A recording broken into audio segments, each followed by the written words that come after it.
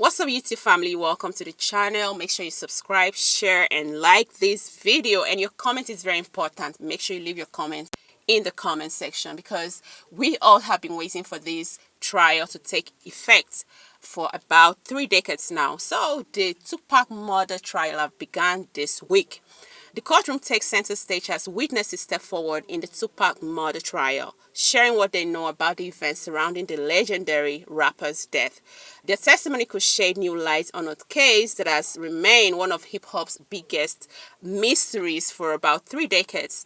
What will these witnesses reveal, and could their statement change the course of the trial? Guys, let's watch out and let me know what you think in the comment section. You do solemnly swear the testimony you're about to give in this section shall be the truth, the whole truth, and nothing but the truth, so help you God? Yes, ma'am. May I please have you state and spell your first and last name for the record? Reginald Lilburn Wright, Jr., R-E-G-I-N-A-L-D. Lilburn is L-I-L, B as in boy, U-R-N. Wright is W-R-I-G-H-T, and I'm a junior.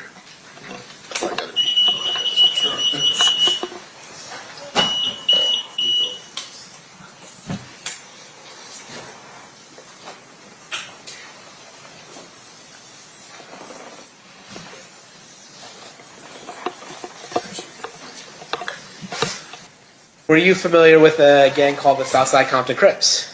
Yes, sir.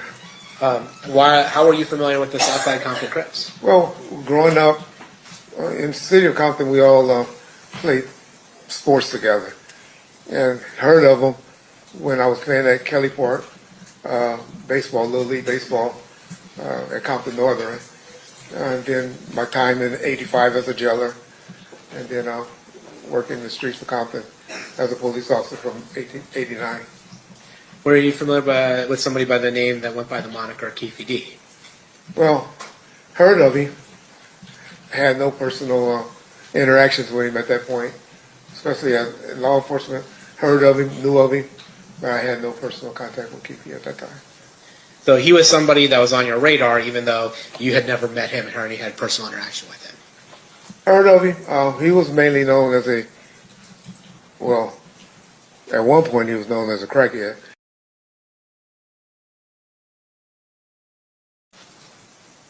And so you knew that the number one person from Death Records, the primary principal for you, potentially could go to prison if he got into a fight, for instance, right?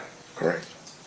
And on this particular night, you weren't around for him when he was in this quote-unquote fight, right? I was around with Mr. Knight about 70 to 80% of his life. So I guess a lot of 20%, I wasn't with him. Okay. Public, and when I say that, I mean public. Because a lot of times he laid up, sleep with somebody, and I wasn't with him. I think Tupac inherited the beef between Suge Knight and Puck. But some of us fell victim to it because we allowed ourselves to be a part of the BS, should I say. And that was a situation between record companies, not gangs. So technically it wasn't our business. But when you had 20 men just fresh out of prison and didn't have a way of getting the things they wanted, getting a paycheck from Suge, we did almost anything and everything to get that paycheck. I don't want to send him to prison. Sure. Even though we don't like each other. Sure. I don't want to send you to prison. The next question I'm asking you is, when you went back to Compton, was it like a Southside Crip, Pyro Blood, and then a Pyro Blood, Southside Crip? Is that the tension that we're talking about? Do I answer this? That's a straightforward question. It's a yes or no answer. Okay. Did you see that? When I was a part of that life, I was a part of that. And I was, no, because you asking something that's going to hurt this dude. And okay, let me stop. And once again, I want to emphasize. When we got back to Compton, okay, it was a war. People were getting hurt. Okay. People was being soaked. People was being people were looking for certain individuals from his neighborhood, Okay. as well they did mine. Okay. But Orlando, him, and certain other people were being sorted because people wanted to kill them. Sure.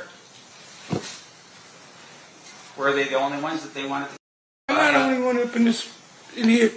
No, they weren't the only one. It's his neighborhood in particular. That's right. But they were the main subjects of a court. It was in the middle, such Sure. as me. So you're telling us that people back home somehow had some type of information that said that that guy, as a bunch of other people, were involved in what? In the murder of Tupac. Okay, but my question to you, Stop. can you focus on me for a second, sir? Yeah, I will. And I apologize. No, answer my question. I'm not answering nothing. I don't know what he's talking about. Okay. Okay, Mr. McDonald, focus for a second. I am focused, very. Focus on this. My question to you is this. You didn't know what happened that night because you weren't there. I was at 662. Right. Do you know who that was there? I know everybody that was there. Okay. Like who? Talk to your lawyer, man. This dude is tripping. Ask me something I'm going to be honest about. You ask me something I don't want to talk about, you're going to have a problem. Treat me as a hostile witness. You're not going to talk to me and tell me as a grown man what I have to do up here. I'm not finna send him to prison. You asking me questions. If I just like answer your questions, we going to have a problem in here, a misunderstanding. And you're asking me something that wouldn't be good for him. We were driving, hanging out in the convertible, and my girlfriend, Lauren, at the time, she knew Suge, and she told us, hey, there's Suge, pull up next to him. I'm going to ask them what they're doing. And so Shalane was the driver, and she slowed up close to me. And so you said Shalane was the driver. Yes. Where were you seated? I was the passenger in front. In the front passenger? So Shalane's driving, you're in the front passenger, and the other two women are in the back seat? Yeah, Tanisha's behind me, and then Lauren is behind the driver. After all these years, you still remember that, huh? Well, yeah. Some things you don't forget. That one you forget. And so then when you start driving, when you see Suge and your friend starts talking to Suge, what happens? They were talking, and she was like, what's going on? What's happening? We look over initially, we pull up to the car, and we kind of nod or say hello, that kind of thing. But we were in our own little world.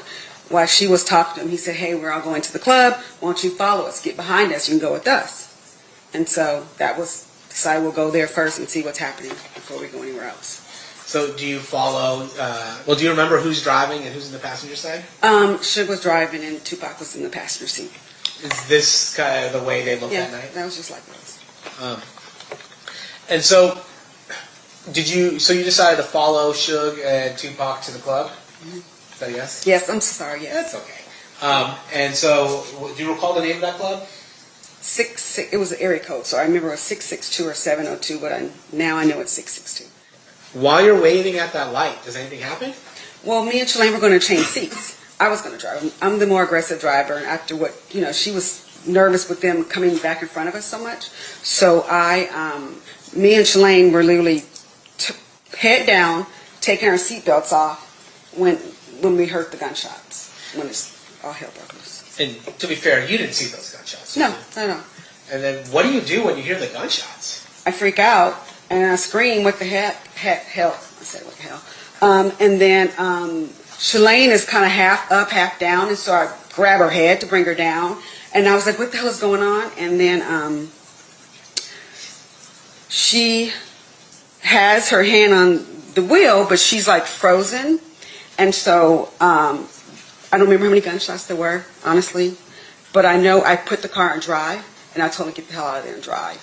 And so I may even grab the wheel. Like I said, I'm very aggressive. And from that, she tried to drive off. And then, did you see the color of the vehicle?